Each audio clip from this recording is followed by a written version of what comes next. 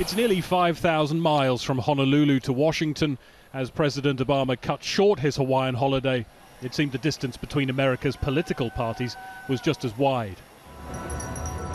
Americans have gone to the sales this year with the country teetering on the brink of what's become known as the fiscal cliff.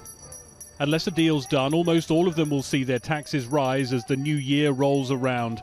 Add in massive government spending cuts, and it could all tip the country back into recession. This is not simply a contest between parties in terms of who looks good and who doesn't. There are real world consequences to what we do here. And I want next year to be a year of strong economic growth.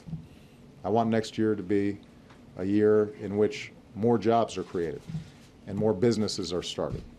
The man he has to do a deal with, Republican Speaker of the House John Boehner, couldn't even get his team to Washington, and the last we heard from him was before Christmas.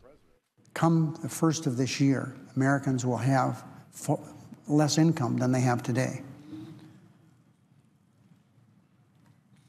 If we go over the cliff, and it looks like that's where we're headed, Mr. President, the House of Representatives, as we speak, with 4 days left after today before the first year, aren't here with the Speaker having told them they'll give them 48 hours notice.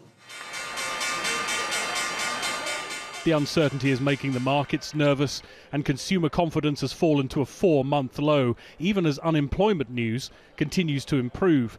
Maybe it is the lack of faith Americans have in their politicians right now. Even Starbucks staff are calling on them to come together and find agreement. The president touched down with hopes even of a short-term deal looking uncertain. Debt, taxes and spending have dominated his first term and looks certain to continue. The impact on Americans might not be immediate, but it will be felt. They will pay the price of continuing gridlock.